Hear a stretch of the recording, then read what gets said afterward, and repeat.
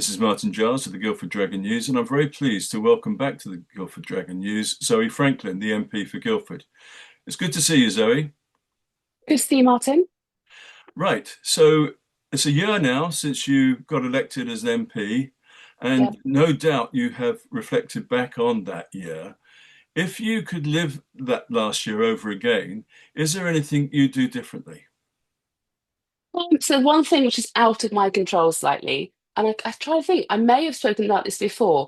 When you come in as an MP, there's no staff team. It's not like the States where they come, you kind of take over your predecessor's office and there's a transition. And that makes it really hard to hit the ground running. Um, it's not really possible to get a team in place in the current setup in advance. So I'd change that if I could, but that's beyond my control. What would I do differently? There's not much I would do differently, to be honest.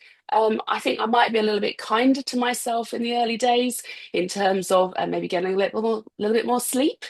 So I felt slightly less stressed, but I really felt that sense of privilege, but also slightly, I really need to hit the ground running. I want to really do good for the people of Guildford, and perhaps, yeah, could have been slightly kinder to myself because I'm realizing now that actually the parliamentary year is quite comes in waves, and if you don't sort of take care of yourself, and actually like any job, if you don't take care of yourself day to day, actually when the big wave hits of a lot of particularly challenging work, you find yourself unable to maybe work at the level you would like to. Okay, now we did review a little bit the last year in our previous interview, so I'll put a link in Yeah, with the article so people can see that too.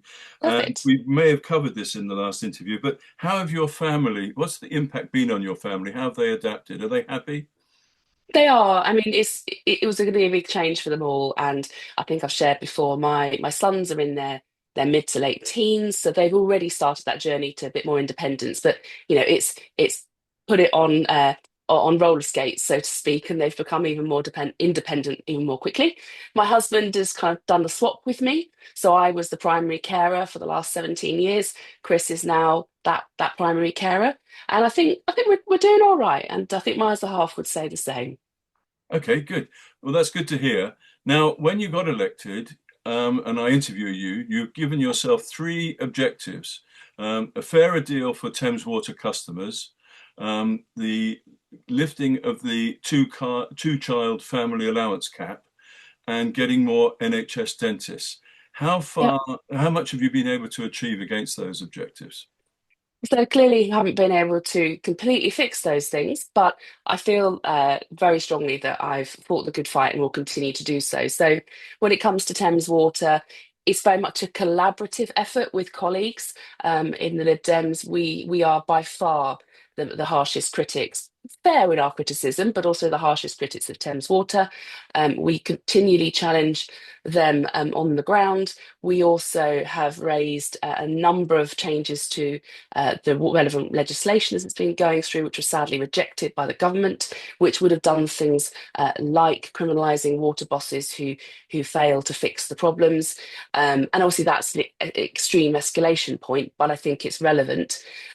We would have also changed Ofwat, but also my colleague Charlie in Oxfordshire, he's actually been taking Thames Water through a court battle. I think he's now looking to go to the Supreme Court around the funding arrangements for Thames Water. Because honestly, where we've got to with Thames Water now, the debt that they have, the problems that they are causing for customers and for the environment, it really should be the end of the road. We should be at the point where it's brought back into some sort of arrangements similar to maybe nationalise. I think I talk about a lot about public benefit. So that's the water side, the Sorry, two-child cap. Yeah. sorry to interrupt, sorry, but just before we move on from that, so how do you assess Thames Water's chances of survival now? Um, I'm not particularly optimistic about the approach they're taking. So they've been trying to get someone to come in and help them with the debt. That hasn't worked. One of the previous organisations pulled out. I think they were back into conversation again. But I think we frankly, we've all been waiting on the Lib Dem benches for the government to step up and step in because it isn't delivering the outcomes that residents need. I mean, many people will have seen just yesterday the BBC article saying that Thames Water has had to bring in tankers in South Guildford to keep water coming out of our taps. That is not an indicator of a good water company that is functioning properly in terms of the investment that it's been putting in. Okay. Yes, and actually, I was visiting the Wayside Urban Village site yesterday, and Mm, I think they were saying that a lot of the sludge is tankered out as well. So it doesn't sound like it's a sustainable operation for the long no, term. no. But why is the government so reluctant to step in there, do you think, if that's what is the case? Yeah, well, none of us are really sure. We can't get an answer. We have been pressing them in the House of Commons for the government to step in, but they seem very reticent to do so, and we just aren't clear why. I mean, I guess a reason could be the cost to the public purse. Potentially, but there isn't just the technical renationalisation option. There is this public benefit option. Um, there are other aspects that you can address through changing the way Ofwat works. The government just isn't taking the bull by the horns here, and they really do need to. It is quite literally their job as the government to do that. And And do you, before the election, they were quite keen to. right. And do you feel you get sufficient access to the ministers making the decisions? Um, not really. That ministers are quite, I mean, ministers are very busy people, completely understand that, but they are quite tricky to get meetings with. You'll often find that you can get things on a resident issue level, but the sort of the big ticket items, your place for success is often the select committees and the select committee chaired by my colleague Alistair Carmichael to do with the environment and rural affairs. That one actually has done a lot of work challenging Thames Water, challenging water companies, and challenging the minister on the approach that's being taken. And they're making steps forward. It's just not fast enough. Okay. Now, you were about to speak about the cap Yeah. on two children for the family allowance. Yeah, so that one again, I've continued to press. I'm sure people will have seen there's been a lot of pressure from across the backbenches of Labour and the Lib Dems to scrap the two-child limit. It is pushing families into poverty who wouldn't otherwise be living in poverty. Again, Labour said all the right things before the election, but are unwilling to do so, or even unwilling to consider reviewing it and looking at potential changes. So I will continue to push for it to be removed. I'm also waiting, along with a lot of charities that work in this area of supporting families on low incomes and families living in poverty. We're waiting for the child poverty strategy, which is due to come out in the autumn. And there's rumours that that might be the catalyst for a decision on the two-child benefit cap. So I'll be looking at to see what does that strategy do? Does it hit all the right notes in terms of improving things for low-income families? But also, is there a recommendation in there for the two-child benefit cap to be scrapped? Okay, now if I may play devil's advocate on that, Yeah, of um, course. uh, what do you say to the argument? Well, parents should plan families responsibly and make sure that when they bring children into the world, they have the wherewithal to support them and give them a good life. They shouldn't have to rely on family allowance to do that, should they? And generally, no family ever relies on the full amount. It isn't enough to rely on. But I would sort of flip that round and say, of course, families should be considering their financial situation, but we also need to remember that a child doesn't choose to be born, and it certainly doesn't choose to be born into a situation where their family is going to struggle. And we shouldn't be in a situation where children, whatever their family circumstances, are potentially then in poverty, struggling, because we know that those young people often have more difficult health outcomes, they have more challenging educational outcomes, and we should be working to support young people to thrive in life. And currently, that isn't happening because there are this cohort of children who are caught by the cap, and as a result, what some of the challenges they face are going to impact their entire lives when actually a relatively small amount of money would make a huge difference to them. But also, in terms of health and education outcomes would probably also have a long-term positive impact for society as well. Okay. And then finally, the getting more NHS dentists. Yes, I mean, the good news has been we're still digging into the detail, but the NHS 10-year strategy, which was launched yesterday, the government is very clearly wanting to invest in the NHS. I'm looking through the detail at the moment, as are many of my colleagues, to see, okay, what does that mean locally? For me, I'm looking at in quite a lot of detail about the dental element. Um, and I'm particularly looking for around access to NHS dentists for children. So there's a particular foible, which means that a dentist can only use a certain number of effectively hours or credits of their time to see children. When they run out, they need to cancel that child's appointment and push it maybe a month later. You know what? When a child needs to see the dentist, the child needs to see the dentist. Do you know what the Um, purpose of that cap is? Sorry. Do you know what the purpose of that cap is? I haven't managed to work out how it works. I think the units, I believe, are to do with the funding. Um, but you know, we all know that, particularly for children, visiting the dentist on a regular rotation is really important Yeah. because it teaches that kind of that how to take good Yeah. care of your And teeth, problems can be nipped in the etc. bud.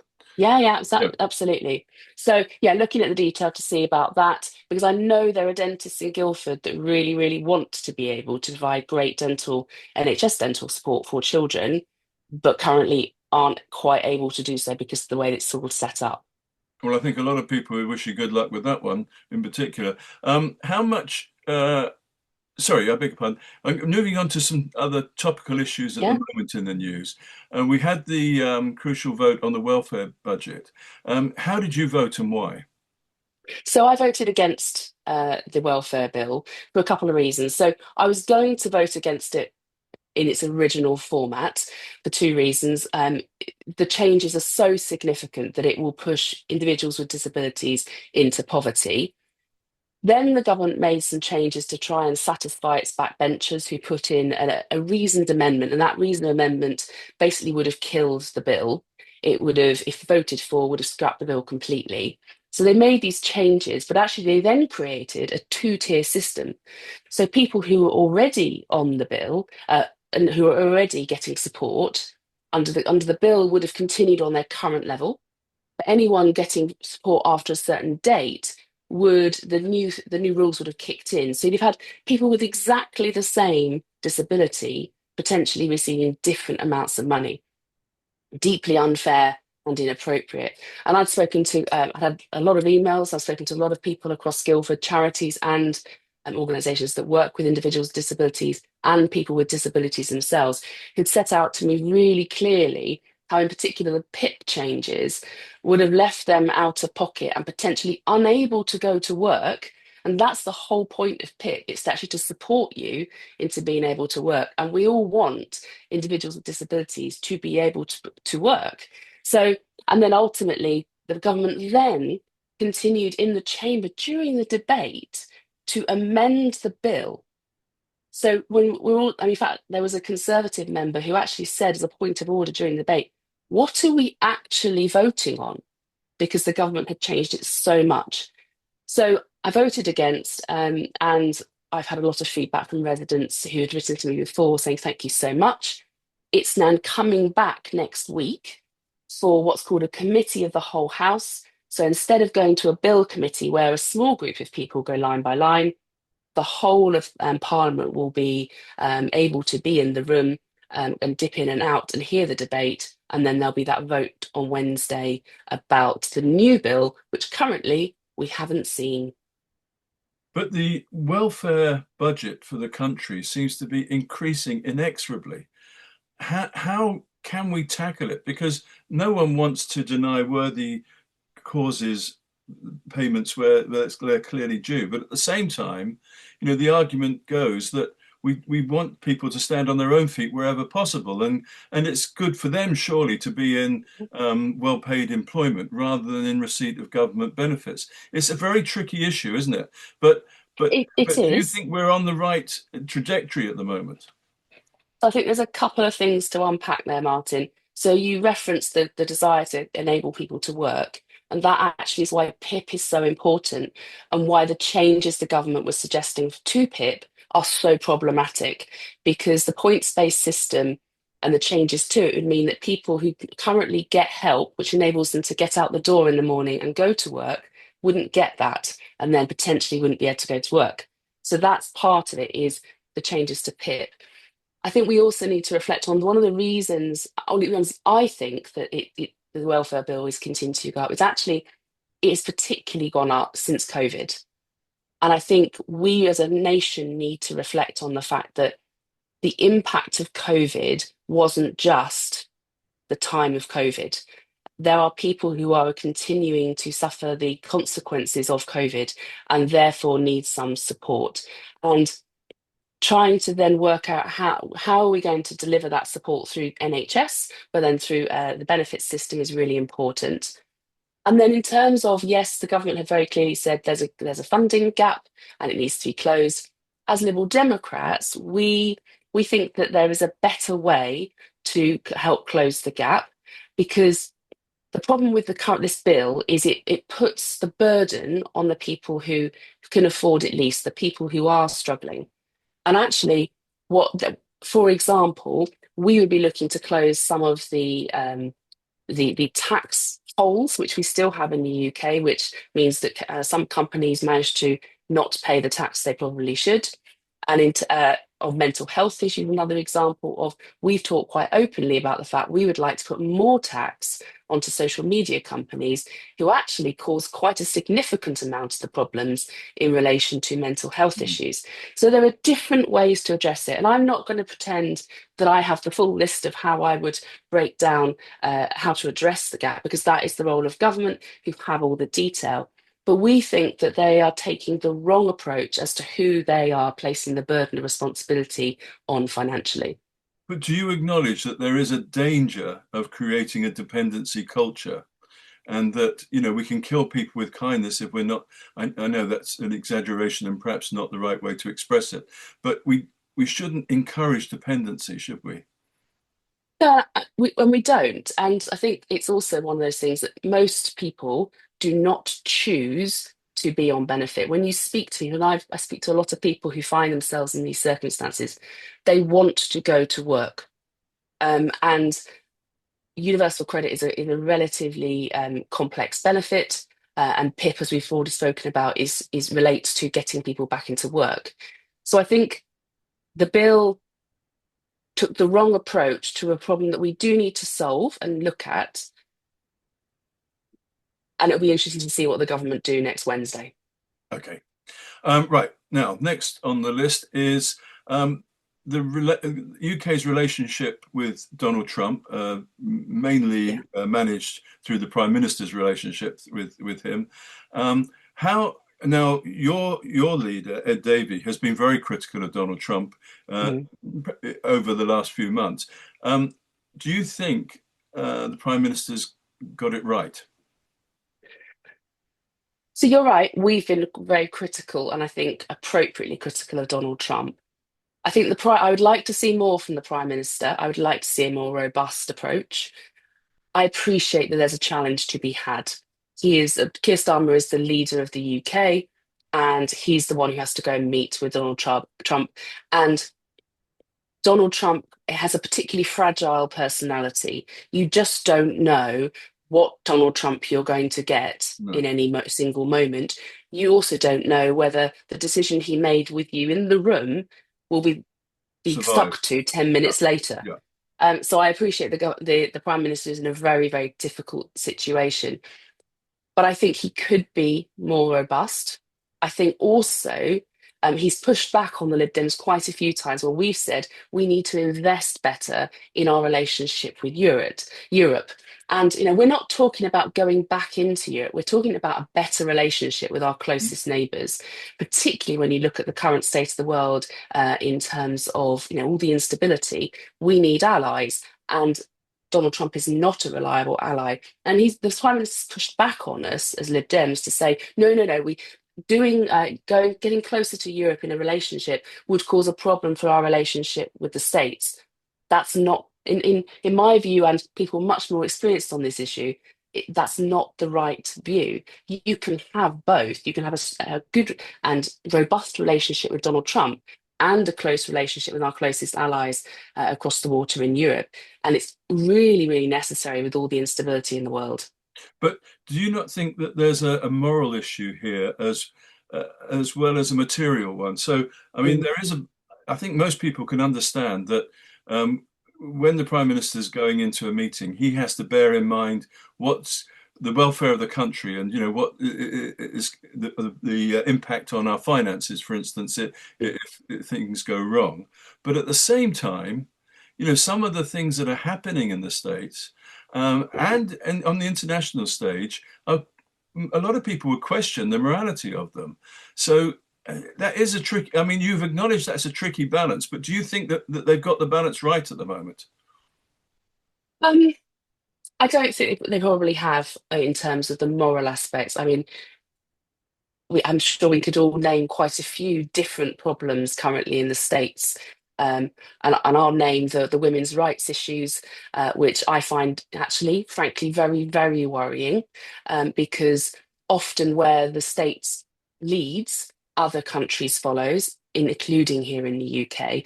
And I, under no circumstances, wish to see a rolling back of women's rights. I mean, and then there's the And erosion also, of, sorry to interrupt, but there's the erosion of yeah. democracy generally, isn't there? Yeah. Well, the fact that Donald Trump uses executive orders constantly to Mhm. as part of the decision-making process when actually that's not democratic is deeply worrying. Um, but for the challenge there is actually what is needed is for particularly the Democrats and also the Republicans to be willing to step up and say enough is enough, and then people like us in the UK to support them. Kind of, and you can't go in and do anything, but you can morally support from across the water to say no, we agree. Actually, it's right that the Democrats and other Republicans are challenging Donald Trump for abusing his executive powers. Okay. Now, if you could, the rest, I mean, time's against us, Zoe. I'm sorry about that, but Yeah. I know you've got other appointments. So just concise answers on these. Do you think it's right for the Americans to stop supplying munitions to Ukraine? No. Okay. And on the assisted dying, why can you just summarize why you voted in favor? I think most people recognize it's a moral dilemma for people with charged with that decision, but why did you Yeah. vote in favor? So I looked at it from two perspectives.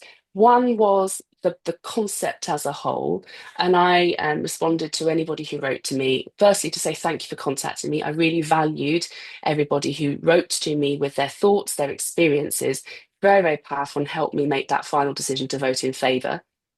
So I looked at the principle of whether I thought the current situation was right and proper and fair, and came to the conclusion it's not. And that actually I wanted people to have that ability of choice at the end if they had a 6-month terminal diagnosis. And then the sort of second part was I looked at how does the bill do it, and are there appropriate safeguards within the bill? And then that's where the sort of the amendment votes came in. And in my view, through the research that I did and the advice that we were given as MPs, and there were a lot of different opportunities to dig into the bill, both collectively and individually. I took the view that actually I felt the safeguards were robust within the bill, and that the bill that was voted on and has gone through onto the House of Lords was the best version of the 6-month terminal illness option, had set appropriate safeguards in place, and should go forward. Okay, thank you. I mean, that's going to always be a sensitive issue, and people have strong views on both sides of the argument. But Absolutely, but absolutely. in a democracy, we normally do decide through the parliamentary system, in this democracy anyway. Now then, immigration and the boat crossings. Do you agree with the French police action this morning to deflate the boats with, well, I think they actually sort of stabbed them with knives. Do you agree with that action? And do you think it Um, shows that the French authorities actually do have the power to control that if they took it? So I hadn't spotted that one in the press. Thank you for flagging that one too, Martin. My sort of instant reaction to that is that is a very hammer to crack a nut approach. I I would mean, be it was done in expecting and shallow hoping, water, let me tell you. It wasn't, yeah, I think they were no, careful not to risk lives. In fact, they could yeah, have saved yeah. lives by doing it. Potentially, but I think what I'm looking for, as are the Liberal Democrats, a much better approach in that relationship we have with France for them to help us on the French side to address some of the challenges.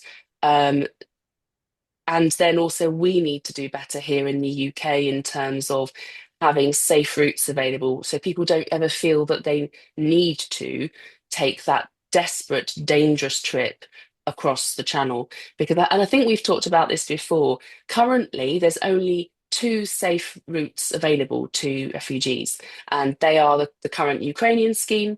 And sorry, and there's a couple of routes actually, but they are very limited. They are the Ukrainian scheme, the Afghan scheme, the Hong Kongers scheme, and then I think there's a Syrian scheme. So it's very, very limited. And if you're not from those other places, you currently don't have a safe legal way to come Oh, to the UK. well, unless things have changed, you can still fly here and or travel here and claim on arrival. So you can, but actually that is incredibly difficult, Martin, and incredibly pricey. And if you are fleeing, I can't, I know, I'm not going to try and list us some options as to what you're fleeing, but if you are fleeing in desperation, you may not be able to get a flight somewhere. You may not have the Okay. resources to get on a flight. I suspect most claims, I haven't checked, but I suspect most claims are still arriving in the country on traditional routes. But anyway, let's not worry about that. You've given answered the question on the boat crossings. Thank you. And finally, do you agree with the new top-down imposed housing targets for Guildford as set out by the Labour government? So, no, and I'm going to caveat that because I absolutely think we need more homes. But, and I've always said this, they have to be built in appropriate places with the right infrastructure and meet the needs that is clearly present. And they need to be sustainable for the long term. So I worry that a couple of key things. I worry about the imposed targets of the Labour government not reflecting actually what is possible in communities. So the number significantly increases Guildford's existing target and currently wouldn't be possible. And as an example, it might be possible in Guildford Town Centre to build some more homes in areas around the river if the Guildford Flood Alleviation Scheme was moved forward more swiftly, but currently the funding cycle means that it can't. So that then presents some challenges. But I'm also very concerned with the general direction of the government's planning bill because of some of the democracy it takes away, that local voice being able to comment. And that feeds back into the fact that communities are the people who understand best how to make development work. Zoe Franklin, we've run out of time, but thank you very much for taking part in this interview. Pleasure.